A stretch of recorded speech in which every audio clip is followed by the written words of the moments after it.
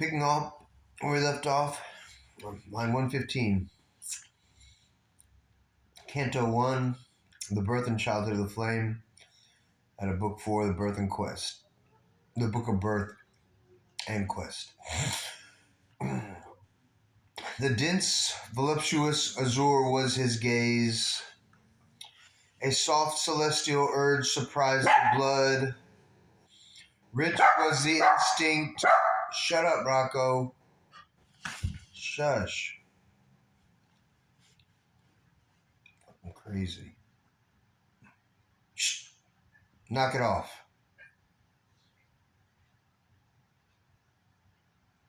That's not being a good audience. Cute fucking puppy dog.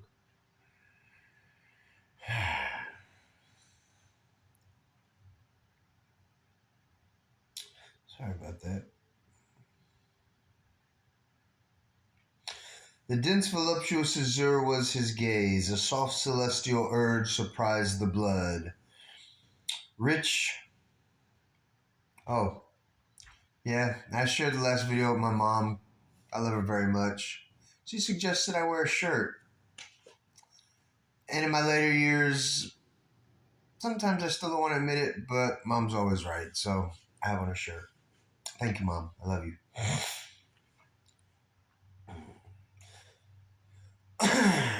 Rich with the instinct of God's sensuous joys, revealed in beauty a cadence was abroad. Insistent on the rapture thrill in life, immortal movements touched the fleeting hours. A godlike packed intensity of sense made it a passionate pleasure even to breathe. Excuse me. All sights and voices wove a single charm. The life of the enchanted globe became a storm of sweetness and of light and song. A revel of color and of ecstasy, a hymn of rays, a litany of cries, a strain of choral priestly music sang and swung on the swaying censer of the trees. A sacrifice of perfume filled the hours. Ahsokas burned in crimson spots of flame, pure like the breath of an unstained desire.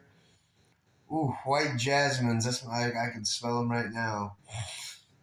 Walking around the block with Miss Piggy at my old spot. There's always white jasmines on the corner, in every corner. The vines, oh wow, they smell so nice. Pale mango blossoms fed the liquid voice. Whew, I love it, reminds me of Mexico. Of the love-maddened coil and the brown bee, muttered in fragrance mid the honey buds. The sunlight was a great god's golden smile. All nature was at beauty's festival. In this high signal moment of the gods, answering earth's yearning in her cry for bliss, a greatness from our other countries came, a silence in the noise of earthly things, immutably revealed the secret word. A mightier influx filled the oblivious clay. A lamp was lit, a secret image made. A mediating ray had touched the earth, bridging the gulf between man's mind and God's.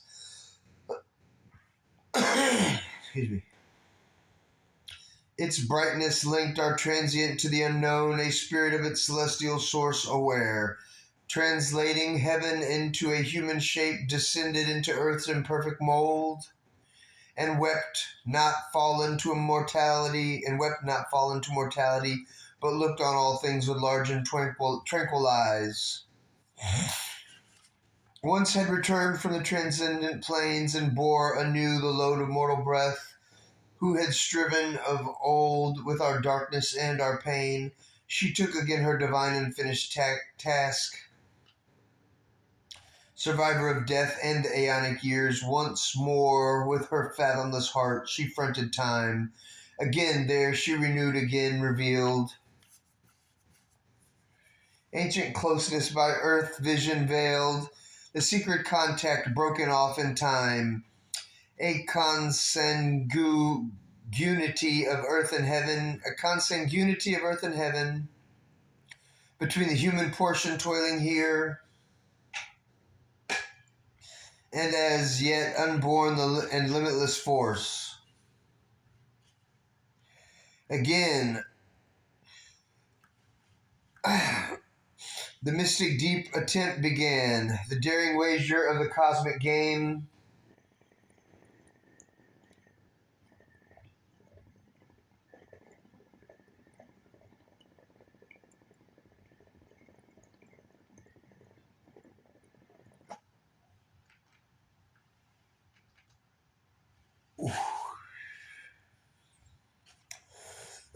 For since upon this blind and whirling globe, earth plasm first quivered with the illumining mind. Hearts Healing Herbal Extract Labs makes the best. Oh, wow. Oh, man. I love you all. Man, it's all made with love, healing, love, and light.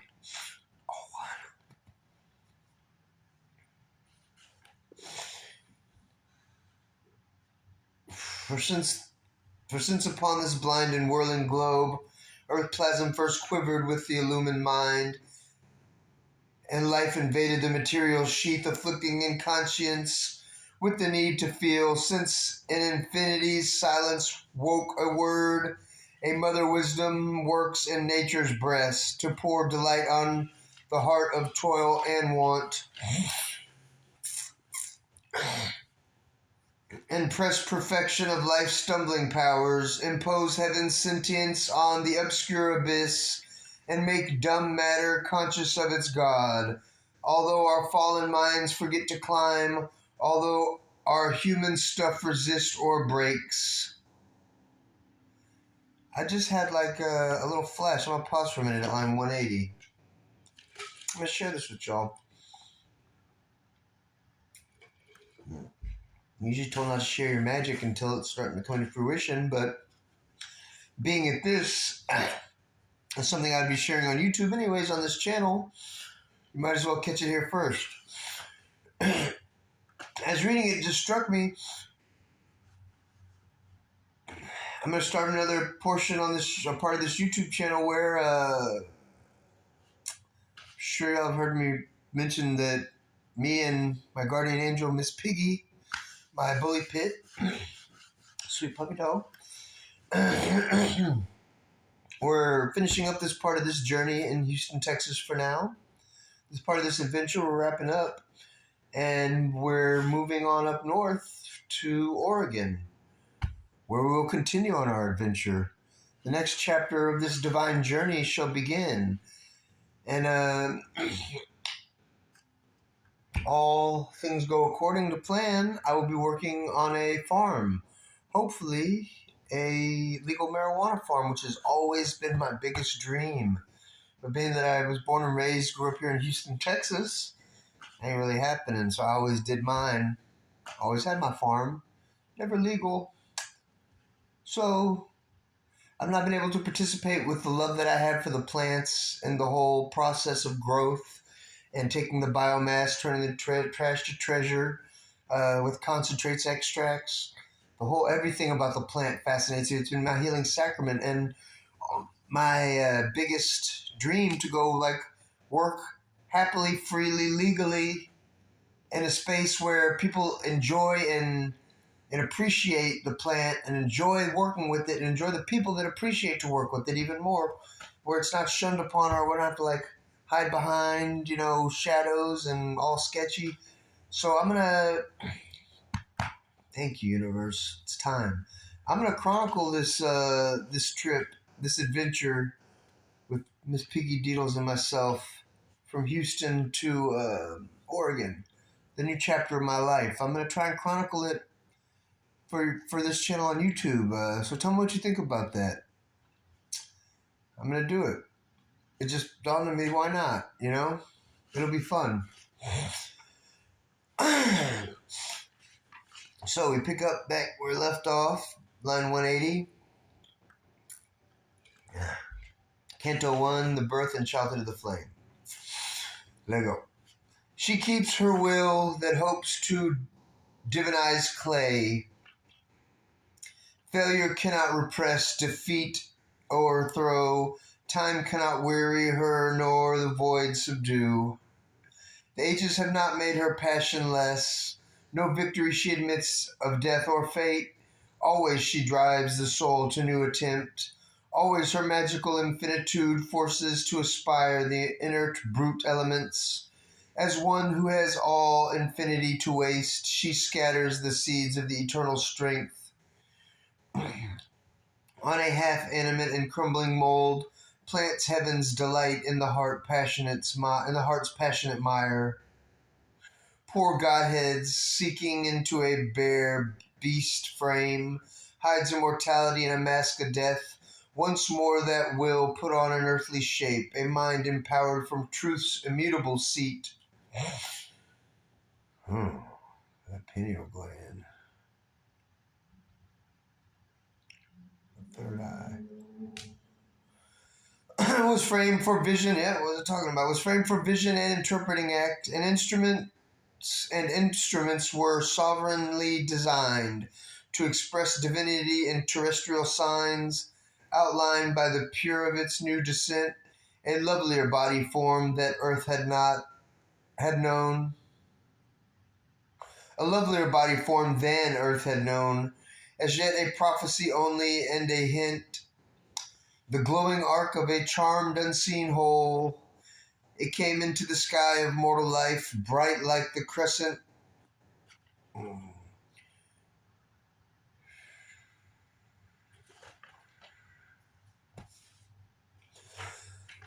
Bright like the crescent horn of a gold moon, returning in a faint illumined eve, at first glimmering like an unshaped idea.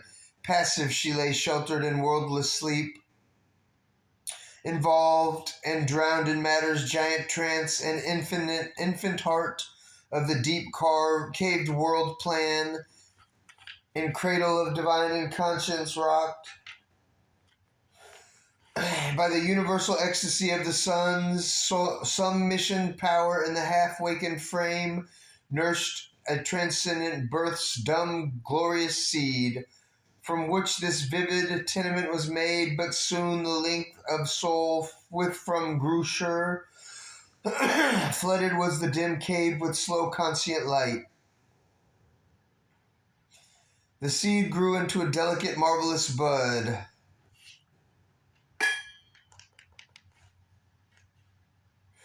The bud disclosed a great and heavenly bloom, and once she seemed to found a mightier race.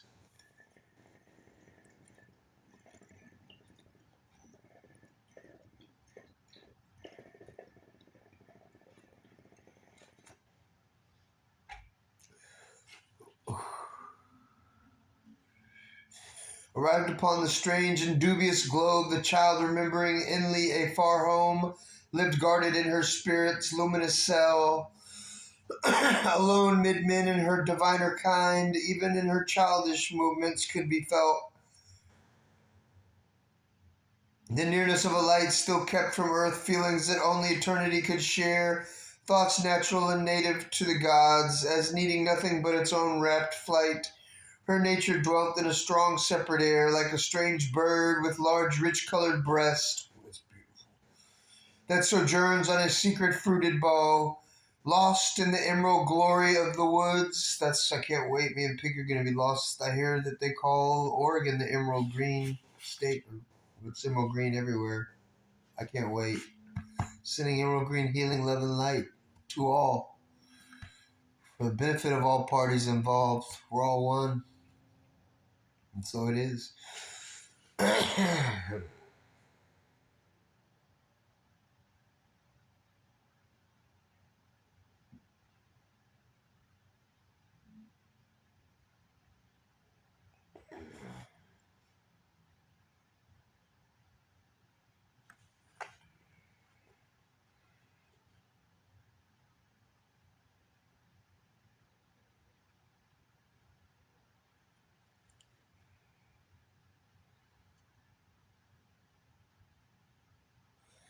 Seeing members of nature dwelt in a strong separate air. bows, lost in emerald. Okay, lost in the emerald glory of the woods, or flies above divine unreachable tops. Harmoniously she impressed the earth with heaven. She does. Aligned to a swift rhythm of sheer delight, and singing to themselves, her days went by. Each minute was a throb of beauty's heart. The hours were turned to a sweet-toned content, which asked for nothing but took all life gave, sovereignly as her nature's inborn right. Near was her spirit in its parent sun, to breathe within to the eternal joy. The first fair life that breaks from nature's swoon mounts in a line of rapture to the skies. Absorbed in its own happy urge, it lives, sufficient to itself, yet turned to all. It has no communion with this world, no open converse with surrounding things. There is a oneness native and occult that needs no instruments and erects no form. In unison it grows with all that is, all contracts it assumes into its trance. Laugh-tossed consents to the wind's kiss and takes, transmutingly the shocks of sun and breeze. A blissful yearning riots in its leaves, a magic passion trembles in its blooms, its boughs aspire in hushed felicity, an occult godhead of its beauty is cause, the spirit and intimate guest of all this charm, this sweetness, priestess, and this revere's muse. Invisibly protected from our sense, the dryad lives drenched in a deeper ray and feels another air of storms and calms, and quivers inwardly with mystic rain, that this is a heavenlier height was born in her. This at a heavenlier height was shown in her. Not born. Even when she bent to meet earth's intimacies, her spirit kept the stature of the gods. It stooped but was not lost in matter's reign. A world translated was her gleaming mind, and marvel-mooned, bright crowding fantasies fed with spiritual sustenance of dreams, the ideal goodness in her house of gold, aware of forms in which our eyes are closed, conscious of nearness we cannot feel, the power with her shaped, her molded sense in deeper figures than our surface types. An invisible sunlight ran with her veins, within her veins, and flooded her brain with heavy brilliances that woke a wider sight than earth could know. Outlined in the sincerity of that ray, her springing childlike thoughts were richly turned into luminous patterns of her soul's deep truth. Page 357. All from her eyes she cast another look, on all around her than man's ignorant view. All objects were to her shapes of living selves, and she perceived a message from her kin. In each awakening touch of outward things, each was a symbol power, a vivid flash. In the circuit of infinities half known, nothing was alien or inanimate, nothing without its meaning or its call, for with a greater nature she was one. As from the soil sprang glory of branch and flower, as from the animal's life rose thinking man. A new epiphany appeared in her, a mind of light, a life of rhythmic force, a body instinct with hidden divinity, prepared an image of the coming God.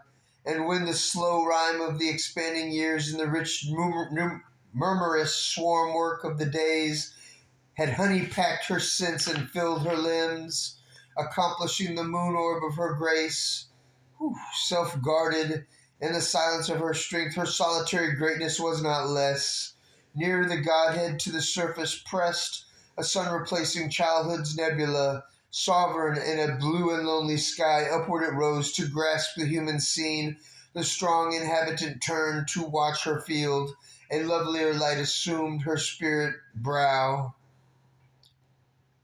and sweet and solemn grew her musing gaze. Celestial human, deep-warm slumberous fires woke in the long-fringed glory of her eyes.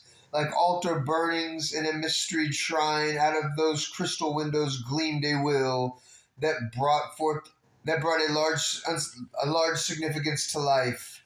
Holding her forehead candid stainless space behind the student arc, a nobler power. Woo! Man, this is intense. I'm loving this. Hope y'all are enjoying. If you are, hit that like and subscribe button and do it now. Do it. Do it. Just kidding. I don't care. I love reading it, y'all. A wisdom looked from light on transient things, a scout of victory in a vigil tower. Her aspiration called high, destiny down. A silent warrior paced in her city of strength. Corazón tan alone. I know you're out there. In volatile, guarding truth's diamond throne, a nectarous haloed moon, her passionate heart loved all and spoke no word and made no sign, but kept her bosom's rapturous secrecy, a blissful ardent moved in voiceless world, proud, swift and joyful ran the wave of life, within her like a stream in paradise. Many high gods dwelt in one beautiful home, yet was her nature's orb perfect, whole, harmonious like a chant with many tones, immense and various like a universe. The body that held this greatness seemed almost an image made of heaven's transparent light. Its charm recalled things seen in visions hours, a golden bridge spanning a fairy flood, a moon-touched palm tree single by a lake, companion of the wide and glimmering peace, a murmur as of leaves in paradise, moving when feet of the immortals pass, a fiery halo over sleeping hills, a strange and starry head, alone in night. Period. End of Canto 1. Man, is that something beauty that I didn't think words could arouse this kind of feeling and emotion in me, but this is really amazing. Hope y'all are enjoying it. We're going to take a little break. Continue on with Canto 2, The Growth of the Flame. I'll be back soon, I promise. This is so exciting. I feel like both the grandpa and the kid in the never-ending story, and Atreyu and all the characters all at once. This is so much fun. I'm glad I didn't wait till I was planning on waiting till I moved to Oregon to start a new channel, but I was led to do it on my birthday on October 20th, and look how far we made it since then. A little more, about halfway through, give or take. A little more, maybe. Next, Canto 2, The Growth of the Flame. I'll talk at y'all in a little bit. Victory to the divine light. Love always wins. Be the change you want to see in the world today. We're all one. Know that. That's the only truth I'm sure of. We're all one. No separation.